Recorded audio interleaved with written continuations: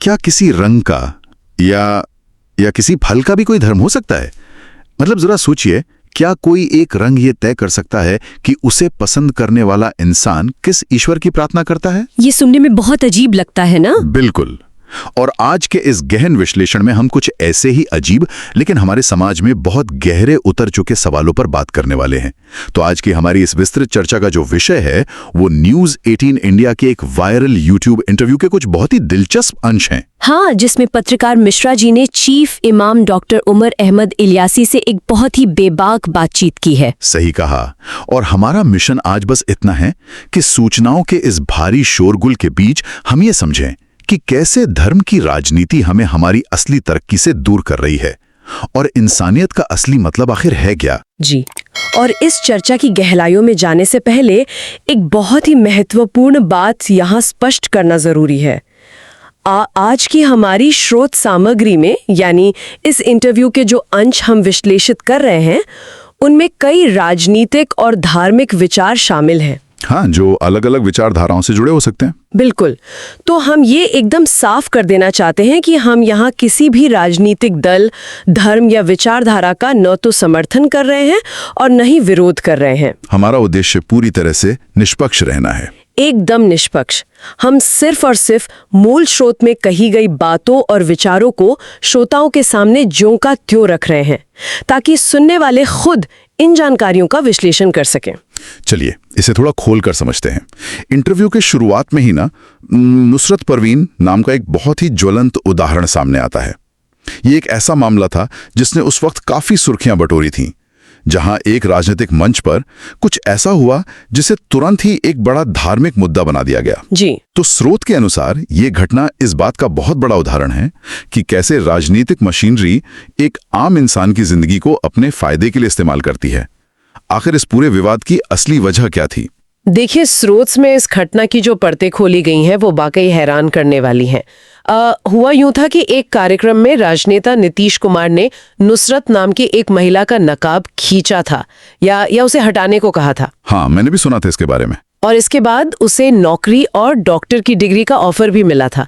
लेकिन दिलचस्प बात ये नहीं है कि मंच पर क्या हुआ। दिलचस्प बात ये है कि इस घटना के बाद कैसे कुछ लोगों और राजनेताओं ने इसे एक हथियार की तरह इस्तेमाल किया। मतलब उसे जानबूझकर भड़काया गया? बिल्कुल। इससे इतना बड़ा धार्मिक मुद्दा बना दिया गया, इतना ज्यादा भड़काया गया कि उस लड़की पर भारी मानसिक दबाव पड़ गया और उसने अपनी नौकरी तक छोड़ दी। रुकिए, तो मतलब एक आम इंसान जो अपने करियर में आगे बढ़ सकता था, उसे सिर्फ एक राजनीतिक मोहरा बना दिया गया। लेकिन मैंने ये भी पढ़ा है कि बाद में उस लड़की ने खुद इस पूरे नैरेटिव को पलट दिया था। एकदम सही। और यहीं पर इस पूरे, जिसे हम आर्टिफिशियल आउटरेज कहते हैं ना, यानी दिखावटी गुस्से की पोल खुल जाती है। बाद में नुसरत ने खुद सामने आकर यह स्पष्ट किया कि नीतीश कुमार उसके लिए पिता तुल्य हैं। उसे उस घटना का कोई बुरा नहीं लगा था। अच्छा। हाँ, उसने बाकायदा लोगों से अपील की कि भाई इस बात को कोई धार्मिक रंग न दिया जाए। तो इमाम साहब ने इस घटना का जिक्र करते हुए ये समझाया कि कैसे आम इंसान को, खासकर अल्पसंख्यकों को सिर्फ भड़काया जा रहा है। उनकी तरक्की के रास्ते बंद किए जा रहे हैं सिर्फ इसलिए ताकि राजनीतिक रोटियां सेकी जा सकें। ये सच में सोचने वाली बात है कि कैसे एक छोटे से मुद्दे को राई का पहाड़ बना दिया जाता है। और इसी भड़कावे की बात करते हुए स्रोत में एक और बहुत ही दिलचस्प विचार सामने आता है। इमाम साहब ने प्राकृतिक चीजों के बंटवारे की बात कही है। हाँ, वो बहुत ही गहरा विचार है। मतलब जब मैंने इसे पढ़ा तो मुझे लगा कि यार हम कितने अजीब समाज में रह रहे हैं जहां हमने रंगों और फलों तक को बांट दिया है। ये स्रोत का सबसे विचारोत्तेजक हिस्सा है। इमाम साहब ने समाज में फैले एक बहुत ही गहरे मानसिक विभाजन की ओर इशारा किया है। उन्होंने बताया कि आज के समय में हमने चीजों पर धर्म के ठप्पे लगा दिए हैं। जैसे हरा रंग। हाँ, जैसे हरा रंग, खजूर और बकरा मुसलमानों का हो गया है, जबकि गेरुआ रंग, नारियल और गाय हिंदुओं की हो गई है। अगर हम इस पर गहराई से विचार करें तो ये एक तरह का मानसिक दिवालियापन है। प्रकृति ने तो रंग या फल बनाते समय कोई धर्म नहीं सोचा था ना। बिल्कुल नहीं। उनका स्पष्ट मानना था कि इन रंगों और प्रतीकों के बंटवारे से परे हमारी सिर्फ एक ही पहचान होनी चाहिए, और वो है भारतीय होना। दिया आर्टिफिशियल सन। हाँ, आर्टिफिशियल सन। ये कितनी बड़ी विडंबना है। स्रोत में इस विरोधाभास को बहुत ही शानदार तरीके से उभारा गया। इमाम साहब ध्यान दिलाते हैं कि दुनिया आज कहां से कहां पहुंच गई है। चीन ने विज्ञान की मदद से अपना खुद का कृत्रिम सूरज बना लिया है, जो असली सूरज से भी ज्यादा ऊर्जा पैदा कर सकता है। इंसान मंगल ग्रह पर बस्तियां बसाने की तैयारी कर रहा है। बिल्कुल। जापान और पश्चिमी देश इंफॉर्मेशन टेक्नोलॉजी और मेडिकल साइंस में दुनिया का नेतृत्व कर रहे हैं। दुनिया के तमाम देश अपनी पूरी ऊर्जा, तकनीक, विकास और भविष्य की पीढ़ियों को मजबूत करने पर लगा रहे हैं। और हम अभी भी इसी बहस में उलझे हैं कि स्कूल या कॉलेज में हिजाब पहनना है, घूंघट करना है, साड़ी पहननी है या सलवार कमीज। यही इमाम साहब का मुख्य तर्क है। उनका कहना है कि जिसे जो पहनना है पहनने दो, जो खाना है खाने दो। ये किसी राष्ट्र की प्राथमिकताएं नहीं हो सकती। हमारी प्राथमिकता सिर्फ और सिर्फ देश को तकनीक और शिक्षा के क्षेत्र में आगे ले जाना होनी चाहिए। सही बात है। और इसी संदर्भ में देश को आगे ले जाने की बात करते हुए स्रोत में एक ऐसी जानकारी साझा की गई है जिस पर आमतौर पर चर्चा बहुत कम होती है, खासकर जब बात हिंदू मुस्लिम डिबेट्स की हो। क्या आप प्रधानमंत्री नरेंद्र मोदी को मिले अंतर्राष्ट्रीय सम्मानों वाली बात का जिक्र कर रही हैं? जी बिल्कुल। क्योंकि वो हिस्सा मुझे व्यक्तिगत रूप से बहुत हैरान करने वाला लगा, खासकर उस संदर्भ में जिसमें इमाम साहब इसे पेश कर रहे थे। इमाम साहब ने खास तौर पर मुस्लिम समाज को संबोधित करते हुए ये याद दिलाया कि प्रधानमंत्री नरेंद्र मोदी को दुनिया के कई प्रमुख इस्लामिक देशों ने अपना सर्वोच्च नागरिक सम्मान दिया है। अच्छा। हाँ, शोध के मुताबिक इनमें जॉर्डन, इथियोपिया, सऊदी अरब, ईरान और यूएई जैसे प्रमुख इस्लामिक देश भी शामिल हैं। ये एक ऐतिहासिक तथ्य है कि आज तक किसी भी भारतीय प्रधानमंत्री को इतने सारे इस्लामिक देशों से इतना बड़ा सम्मान नहीं मिला है। तो इसके पीछे इमाम साहब का मुख्य संदेश क्या था? वो इस जानकारी से साबित क्या करना चाहते थे? उनका संदेश बहुत सीधा था कि यह हर भारतीय के लिए गर्व की बात होनी चाहिए। जब इस्लामिक देश भारत के प्रधानमंत्री का सम्मान कर रहे हैं, तो भारत के अंदर हम हिंदू मुस्लिम की बहस में क्यों उलझे हुए हैं? हमें भारत की इस वैश्विक स्वीकार्यता पर ध्यान देना चाहिए। मतलब हमें एक होकर सोचना चाहिए। बिल्कुल। उन्होंने प्रधानमंत्री के नारे सबका साथ, सबका विकास, सबका विश्वास और सबका प्रयास का जिक्र करते हुए कहा कि इसका असली मतलब यही है कि हम सब एक हैं और देश सर्वोपरि है। ये राष्ट्रीयता वाली बात मुझे स्रोत में दिए गए एक और किस्से से जोड़ती है। इमाम साहब ने बताया कि किसी कार्यक्रम में एक बड़े हिंदू नेता ने मंच से कहा था कि गर्व से कहो हम सब हिंदू हैं। इस पर इमाम साहब ने एक बहुत ही सटीक बात कही थी।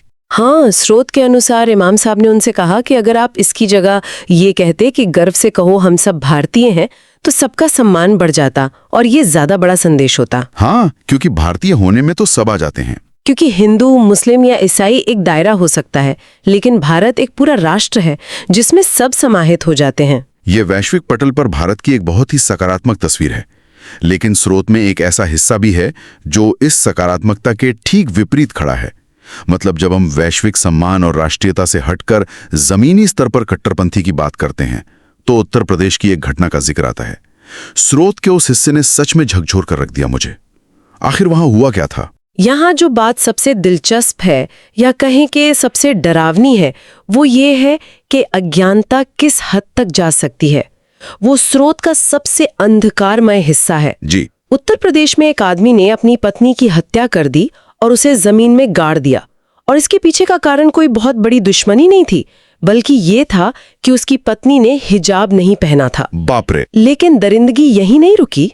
उस आदमी ने अपनी 2 छोटी बेटियों को भी मार के गाड़ दिया, यहाँ तक कि एक बेटी की आंख निकाल ली। ये तो क्रूरता की सारी हदें पार करना है। मतलब एक पिता अपनी ही बेटियों के साथ ऐसा कैसे कर सकता है? क्या कारण बताया गया इसका? कारण ये था कि वे दोनों बच्चियां अपनी मां की हत्या की चश्मदीद गवाह थीं। और इस पूरे विभत्स कांड की शुरुआत कहां से हुई? सिर्फ एक ताने से। उसके दोस्तों ने उसे ताना मारा था कि तुम्हारी बीवी बिना हिजाब के बाहर घूमती है। उस झूठे अहंकार और भड़कावे में आकर उस आदमी ने 3 जानें ले ली। इस अमानवीय घटना पर इमाम साहब की क्या प्रतिक्रिया थी? क्योंकि अक्सर ना ऐसे मामलों को तुरंत धर्म से जोड़कर देखा जाने लगता है। इमाम साहब ने इसे बहुत ही कड़े शब्दों में जहालत करार दिया। जहालत का मतलब है घोर अज्ञानता। उन्होंने साफ किया कि उस व्यक्ति को इस्लाम की कोई जानकारी ही नहीं थी। उन्होंने इस गलतफहमी को दूर किया कि इस्लाम में ऐसा कोई नियम है जहां औरत अगर बुर्का या हिजाब ना पहने तो उसे जान से मार दिया जाए। स्रोत में उन्होंने कपड़ों के बीच का अंतर भी बहुत ही बारीकी से समझाया है। हाँ, वो तकनीकी अंतर जो शायद बहुत से लोगों को नहीं पता होता, हिजाब, बुर्का और चादर के बीच का फर्क, इसे थोड़ा और स्पष्ट करते हैं। स्रोत के अनुसार हिजाब वो होता है जिसमें सिर और बाल ढके होते हैं, लेकिन चेहरा हमेशा पूरी तरह खुला रहता है। ठीक है। बुर्का सिर से पैर तक होता है, जिसमें कई बार चेहरा ढका होता है, या अफगानिस्तान जैसे कुछ हिस्सों में सिर्फ आंखें दिखने की जगह होती है। और चादर का मतलब सिर्फ एक शॉल की तरह अपने शरीर को शालीनता से ढकना होता है। इमाम साहब ने ये बहुत ही स्पष्ट कर दिया कि भारत कोई शरिया कानून से चलने वाला इस्लामिक देश नहीं है। मतलब यहाँ किसी की मनमानी या फतवेबाजी नहीं चल सकती। बिल्कुल नहीं। यहाँ भारत का संविधान और कानून चलता है। अगर किसी ने हत्या की है तो उसे भारतीय दंड संहिता यानी आईपीसी के तहत सजा मिलेगी, और मिलनी भी चाहिए। इमाम साहब का जोर इस बात पर था कि समाज में ऐसी घटनाओं को धर्म का चोगा नहीं पहनाना चाहिए, बल्कि इसे एक जघन्य अपराध की तरह ही देखना चाहिए। ये बहुत जरूरी बात है। लेकिन जब ऐसी घटनाएं होती हैं और खासकर जब उन्हें धर्म से जोड़ दिया जाता है, तो पूरे समाज पर उसका बहुत गहरा मनोवैज्ञानिक असर पड़ता है। स्रोत में लाल किले पर हुए आतंकी हमले का भी उदाहरण दिया गया है। मुझे वो हिस्सा पढ़कर महसूस हुआ कि कैसे एक आतंकी घटना बेगुनाह लोगों की आजीविका और उनके सम्मान को खत्म कर देती है। ये एक बहुत ही दर्दनाक सच है जो अक्सर ब्रेकिंग न्यूज के शोर में छिप जाता है। स्रोत में पत्रकार ने बताया कि लाल किले पर हुए आतंकी हमले में जो आतंकवादी पकड़े गए थे वो पेशे से मुस्लिम डॉक्टर थे। अब जरा सोचिए कि इसका समाज पर क्या असर हुआ होगा। बहुत बुरा असर हुआ होगा। इस एक घटना के कारण आम लोगों में इतना डर बैठ गया कि उन्होंने आम मुस्लिम डॉक्टरों का बहिष्कार करना शुरू कर दिया। सोशल मीडिया पर कई मुस्लिम डॉक्टरों ने भावुक होकर वीडियो बनाए कि कैसे उनके पुराने और नियमित मरीजों ने अचानक उनके क्लिनिक में आना बंद कर दिया है। ये तो उन डॉक्टरों के साथ बहुत बड़ा अन्याय है जो दिन रात लोगों की जान बचाने का काम करते हैं। सिर्फ कुछ मुट्ठी भर आतंकियों की वजह से पूरे एक समुदाय को शक की नजर से देखा जाने लगा। तो इस पर इमाम साहब का क्या नजरिया था? क्या उन्होंने इसके समाधान पर कोई बात कही? इससे एक बहुत महत्वपूर्ण सवाल खड़ा होता है जिस पर इमाम साहब ने बहुत ही जिम्मेदारी भरी बात कही। उन्होंने कहा कि उनका ये अटल विश्वास है कि आतंकवादियों का कोई धर्म नहीं होता, वो सिर्फ शैतान होते हैं। हाँ, शैतान। लेकिन जब पकड़ा जाने वाला आतंकवादी जन्म से मुस्लिम होता है तो समाज सवाल तो उठाएगा ही। ऐसे में इमाम साहब का मानना है कि सबसे बड़ी जिम्मेदारी मुस्लिम समाज के बुद्धिजीवियों और खासकर उनके धर्मगुरुओं की बनती है। उन्हें चुप नहीं रहना चाहिए। बिल्कुल, उन्हें आगे आकर इस कृत्य की कड़ी निंदा करनी चाहिए और माइक पर खुलेआम ये घोषणा करनी चाहिए कि ये लोग आतंकवादी हैं, ये हमारे नहीं हैं और इन्हें हम मुसलमान नहीं मानते। ये सच में एक बहुत बड़ा कदम होगा, क्योंकि अक्सर ये माना जाता है कि अगर आप कुछ गलत होता देख रहे हैं और चुप हैं तो आपकी चुप्पी को ही आपकी सहमति मान लिया जाता है। एकदम। इमाम साहब ने याद दिलाया कि इस्लाम का शाब्दिक अर्थ ही लोगों की जान बचाना और शांति फैलाना है, न कि मासूमों को गोलियों या बम से उड़ा देना। इसी संदर्भ में स्रोत में बांग्लादेश की एक बहुत ही दर्दनाक घटना का भी जिक्र किया गया है, जहां एक भारतीय लड़के को भीड़ ने मार मार कर जिंदा जला दिया था। वो बहुत ही भयानक वाकया था। इमाम साहब ने बहुत ही आक्रामक तरीके से उन हमलावरों से सीधा सवाल किया कि ये कौन सा इस्लाम है जो जिंदा इंसानों को जलाना सिखाता है। मारने और जलाने वाला इस्लाम को मानने वाला हो ही नहीं सकता। इस्लाम तो रहम और करुणा का दीन है। जब हम करुणा और रहम की बात कर रहे हैं तो स्रोत में एक ऐसा उदाहरण भी है जो हमें भारत या बांग्लादेश से बाहर वैश्विक स्तर पर ले जाता है। दुनिया भर में हो रही घटनाओं को देखने का नजरिया कैसे बदल सकता है, ये ऑस्ट्रेलिया के एक वाक्य से समझ में आता है। वहां हनुका के त्योहार के दौरान एक बहुत ही खौफनाक घटना घटी थी। हाँ, और श्रोताओं को संदर्भ देने के लिए बता दें कि हनुका यहूदियों का एक बहुत ही पवित्र और खुशियों का त्योहार है, जिसे प्रकाश का पर्व भी कहा जाता है। जी। स्रोत के मुताबिक ऑस्ट्रेलिया में इस त्योहार के जश्न के दौरान एक बाप बेटे ने, जो कि पूरी तरह से कट्टरपंथी हो चुके थे, अंधाधुंध गोलियां चला दी। उन्होंने 14 बेगुनाह यहूदियों को गोलियों से भून डाला। ये घटना सिर्फ आतंकवाद नहीं है, बल्कि ये इस बात का सबूत है कि कैसे नफरत और कट्टरपंथी एक इंसान के दिमाग को इस हद तक खोखला कर देते हैं कि वो किसी की खुशियों के बीच मौत का खेल खेल जाता है। लेकिन इस पूरी अंधकारमय और निराशाजनक घटना के बीच ना एक ऐसा पल भी आया जिसने इंसानियत पर भरोसे को दोबारा जिंदा कर दिया। उस बाप बेटे के अलावा वहां एक और शख्स मौजूद था। और अगर हम इसे बड़ी तस्वीर से जोड़कर देखें तो यही इस घटना का सबसे बड़ा सबक है। मारने वाले बाप बेटे चरमपंथी थे, जिन्हें इमाम साहिब ने सिर्फ शैतान कहा, लेकिन जिस व्यक्ति ने अपनी जान की परवाह किए बिना अपनी जान पर खेलकर उन हमलावरों से बंदूक छीनी और वहां मौजूद बाकी लोगों की जान बचाई, क्या आप जानते हैं उसका नाम क्या था? उसका नाम अहमद था। जी, उसका नाम अहमद था और वो एक मुसलमान था। ये एक बहुत ही शक्तिशाली उदाहरण है। मारने वाला शैतान है और बचाने वाला अहमद। एक ही धर्म से ताल्लुक रखने वाले लोगों के बीच विचारों का इतना बड़ा अंतर। और इमाम साहब की इस घटना पर प्रतिक्रिया भी उतनी ही ऐतिहासिक थी। भारत के चीफ इमाम होने के नाते उन्होंने न केवल भारत में सबसे पहले इस आतंकवादी घटना की कड़े शब्दों ने निंदा की, बल्कि उन्होंने एक ऐसा कदम उठाया जिसकी उम्मीद कम ही लोग करते हैं। उन्होंने मस्जिदों से अपील की थी ना? हाँ, उन्होंने पूरे भारत की मस्जिदों के इमामों से एक खास अपील जारी की। उन्होंने कहा कि शुक्रवार की जुम्मे की नमाज में उन 14 यहूदियों की आत्मा की शांति के लिए दुआ की जाए। ये अपने आप में एक बहुत बड़ा और क्रांतिकारी संदेश था। ये साबित करता है कि इंसानियत ही हमारा सबसे पहला धर्म है। चाहे कोई यहूदी हो, ईसाई हो, हिंदू हो या मुसलमान, सबसे पहले हम सब इंसान हैं।